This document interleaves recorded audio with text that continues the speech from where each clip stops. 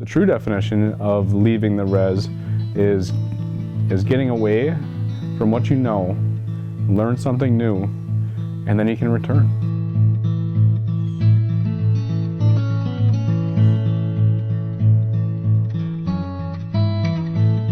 I started trapping when I was 12. I ended up going out trapping with my grandpa and my cousin, and my grandfather really grew up living that lifestyle of being in the woods, and his father was a very avid outdoorsman. Back in that day and age, they were hunters and trappers and fishermen and living off the land, and I kind of followed in the same footsteps. So he took us out and let us use his traps and gave us a trap line area to begin, and kind of ran us through the ropes so we could get a good feel for what we're doing. So we're going to get some pine boughs right now. It'll help us cover up our trap, kind of disguise the trap itself from the surroundings, and it'll be a little bit more enticing for animals to go into. So the best around here for this is balsam boughs, kind of the same thing people make wreaths out of.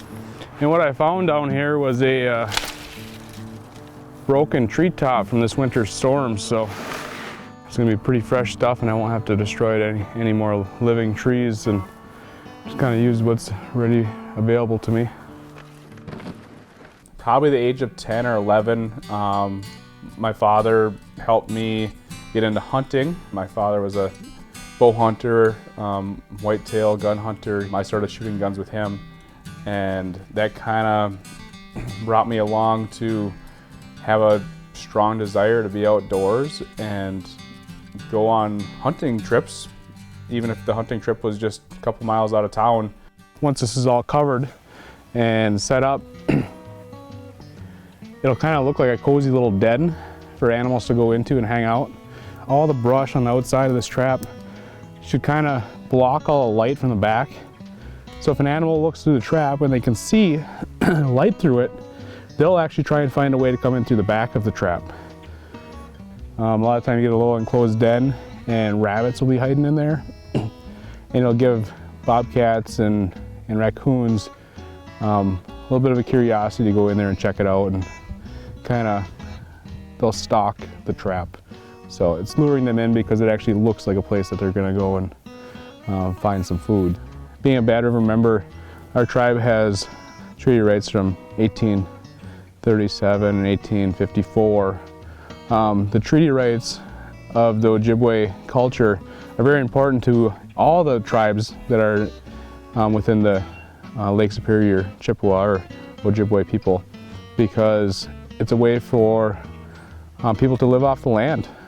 As a tribal member, I was going hunting with my dad, and legally we could hunt before the state gun season. So when I came back to school the next week, I talked to some of my friends and told them, like, hey, yeah, I got a deer and this and that. So most of them kind of brushed it off and didn't care. A couple of people who were hunters knew that it wasn't season, and they knew I wasn't a bow hunter, and they knew that I was native. They were friends of mine, and they made a point to make racist remarks, make jokes about me being native, and basically singled me out of the group. For a whole day at school, all my friends laughed at me that I was native and I was harvesting outside of season. What came out of that was I got sent to the principal's office because I was very upset at school, and the principal ended up telling me that maybe I shouldn't talk about hunting and fishing at school as a tribal member when my friends aren't tribal members. And that was the first time for me that I really felt singled out and discriminated against as a tribal member, hunting and fishing and living in the common society we live in. So now that we have the outside of our trap covered with all these spruce and these balsam boughs, I set it on some level ground, and there's metal cage on the bottom. So we have to work on disguising that, because if an animal walks on these metal wires, they'll actually feel the temperature difference and it'll spook the animals. So we're gonna make sure that we get some pine boughs down along the floor of this cage. I'm gonna try to get my bait in the back behind the pan, which will entice an animal to walk and step onto the pan, releasing the door, and hopefully leaving us successful in our trapping venture here. I would definitely say that every time I go in the woods, it's an adventure, and I always come home with a new story. And there's a lot of them, from running out of gas with the ATV miles from the truck, and having to walk home, to forgetting ammo for the gun, or forgetting bait for the traps. I've had a lot of experiences, and at the time they're never funny, but hindsight, they usually bring me a little chuckle because they were fun. They just don't seem fun in the moment.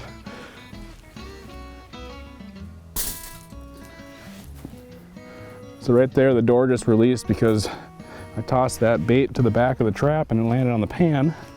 That's a good sign. It tells me that the trap is functional. So animals actually come and check it out. They'll scope out the area, and then they'll return, because a lot of times wild animals are just leery. And it might not be this, maybe it's the scent, or maybe it's the something in the air that day that just told them not to go in. But so right now I got the floor pan covered up, and I'm gonna spread out some of this, cover up the pan real nice, and then I'm gonna activate the pan and activate the door. So it's a gravity door, and it fell with the light pressure on it, and our trap is sprung. Pretty much anything I trap at this location, I'll be pretty happy, because there's a lot of nuisance animals out there right now. Being native is being family, is being connected.